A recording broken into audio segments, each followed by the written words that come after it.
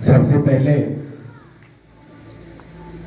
विद्यालय परिवार के इस नौनिहाल सजे हुए बाग के आप फूल और तमाम इस विद्यालय के माली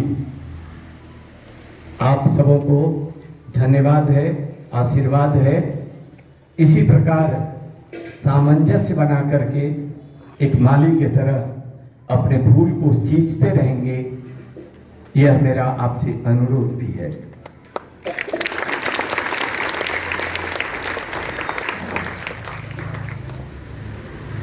एक चीज मैं आप लोगों से जो आपको करते हुए देखा है, जो बताने की स्थिति में होंगे वो मेरे पास आ जाएंगे, लड़का हो लड़की हो कोई भी हो। हमने देखा है कि आप जब विद्यालय आते हैं तो आने के क्रम में उस गेट के पास आप प्रणाम करके धरती माँ को और इसके बाद तब विद्यालय परिसर में अंदर आते हैं।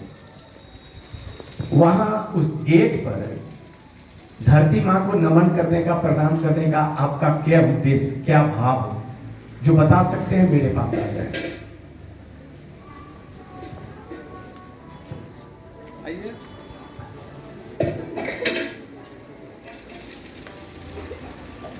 आइए। हमको बताया गया है कि स्कूल एक मंदिर है, इसको बिना प्रणाम किए अंदर आना नहीं चाहिए, इसलिए हम लोग प्रणाम कर लेते हैं। बहुत बहुत धन्यवाद। हम लोग मंदिर जाते हैं तो पहले प्रणाम करते हैं, और ये स्कूल भी हमारे लिए एक मंदिर है, इसीलिए हम स्कूल आने से पहले वहाँ पे प्रणाम करते हैं। बहुत अच्छी बात। अब उसके बाद जब मंदिर में आप आ जाते हैं, आने के बाद इस मंदिर की साफ सफाई भी होती है क्या? और उस सफाई के बाद का क्या कार्यक्रम आपका होता है? प्रार्थना, जिसको चेतना सत्र भी हम कहते हैं। सही है क्या? तो अभी आपने आज जो प्रार्थना किया, क्यों किया? मंदिर में आए, प्रणाम किए, ये बात तो समझ में आई, लेकिन यहां पर आकर के जो प्रार्थना किया आपने, किनको प्रार्थना किया? पुनः वही बात कि जो बता सकते हैं अपनी बात को, यहां आ जाएंगे। आइए। ये प्रार्थना क्या है, क्यों करते हैं आप?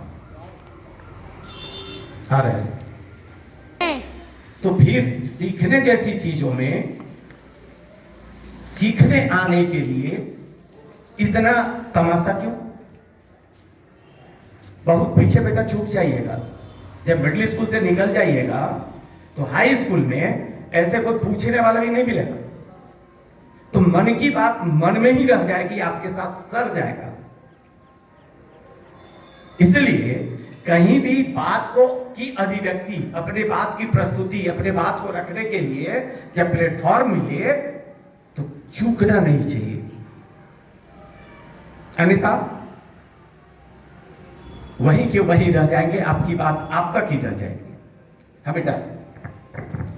क्योंकि हम जब मंदिर के अंदर जाते हैं तो देवी देवताओं से प्रार्थना करके हम उनसे कुछ मांगते हैं, तो हम स्कूल जब आते हैं तो यहाँ भी एक तरह का मंदिर हुआ, और हम मंदिर में आते हैं तो देवी देवता से प्रार्थना करते हैं कि हमें ज्ञान दें। बहुत अच्छी बात। मैं यही चीज समझना चाह रहा था आपके मुंह से। टीचर आपको एक्टिव कर रखे हैं, आप में ये गुण है, लेकिन इस चीज को हम आपके मुंह से सुनना चाह रहे थे, मुंह से जानना चाह रहे थे कि गेट पर प्रणाम करके इस परिसर में आने के पूर्व वहां प्रणाम करके आए, सफाई हुई, सफाई के बाद आप पुनः क्या करते हैं? चेतना सत्र करते हैं, प्रार्थना करते हैं, और किन से प्रार्थना करते हैं? किन से? बताइए। इस मंदिर की देवी या देवता कौन है? सरस्वती जी। मां सरस्वती, उनका ये मंदिर है। Yes sir. और उस मंदिर के आप क्या है पता है? आप क्या हो इस मंदिर के? फूल है। इस मंदिर की पहचान है। और शिक्षक क्या है? माली। अपने फूल को हंसते खेलते देखने वाले, सींचने वाले, आपको बेहतर बनाने वाले माली है।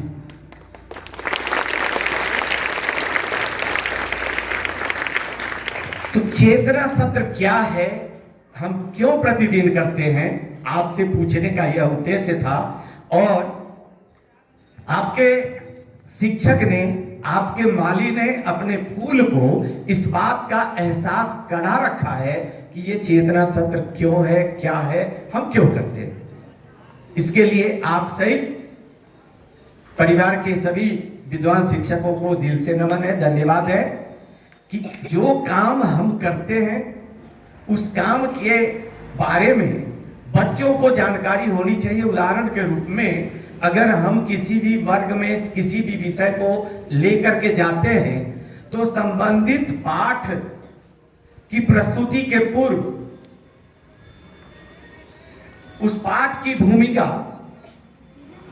जो आवश्यक होती है बच्चों को सहज रूप से समझने के लिए, उसकी शुरुआत हम प्रतिदिन अपने इस चेतना सत्र के माध्यम से करते हैं।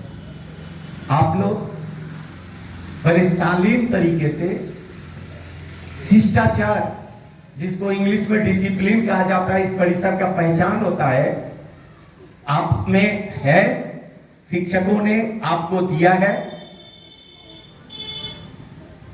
शिक्षक इस परिसर में आने के बाद और चेतना सत्र के पूर्व कुर्सी की शोभा नहीं होते हैं, वो परिसर की शोभा होते हैं। जब मैं आपके तरह टीचर था, सहायक शिक्षक था, तब भी, जब मैं प्रधानाध्यापक हुआ तब भी, मेरी गाड़ी विद्यालय में लगती थी और मैं ऑफिस में चेतना सत्र के बाद जब बच्चे क्लास पे चले जाते थे, उस समय की बात मैं करूं जिस समय कि हम लोगों को बच्चों के साथ मिलकर परिसर की साफ सफाई करनी और करवानी पड़ती थी। इससे क्या होता है, मैं देख रहा हूं कि बच्चों में आपकी पकड़ है, लेकिन और बेहतर के लिए हम अगर माली हैं, हम अगर राह प्रदर्शक हैं, पथ प्रदर्शक हैं, तो बच्चे हमारा ही अनुकरण करते हैं। तो बड़ी समाज में भी और बच्चों के बीच भी मैं छाया रहता था इन्हीं बातों को लेकर के कि गाड़ी लगने के बाद मैं हाजिरी भी बनाता ऑफलाइन, उस समय हाजिरी थी, आज तो ऑफलाइन ऑनलाइन की जब क्या सिचुएशन हो गया है, लेकिन मैं अपनी उपस्थिति ऑफलाइन जो उस समय बनता था, चेतना सत्र के बाद जब मैं ऑफिस में जाता था उसके बाद ही बनाता था, सहायक शिक्षक रहते हुए, हेडमास्टर रहते हुए। आप अगर इस पर अमल करेंगे तो इसका क्या फलाफल आपको प्राप्त होगा, आप इसे खुद महसूस करेंगे। पुनः पुनः सभी बच्चे सीखने आते हैं, यही ना आपका कहना है? Yes sir. विद्यालय में क्यों आते हैं? सीखने। बस सीखने की भाव बनी रहे। हम शिक्षक तो प्रयास करते रहते हैं कि जरूर सिखाएं, हम देते रहें, आप लेते रहें। हमारा ये देने लेने का, ज्ञान देने और आपको लेने की जो प्रक्रिया है वो अनवरत चलती रहे। सभी लोग अच्छे करते रहें। पुनः पुनः पूरे परिवार को धन्यवाद और आशीर्वाद भी।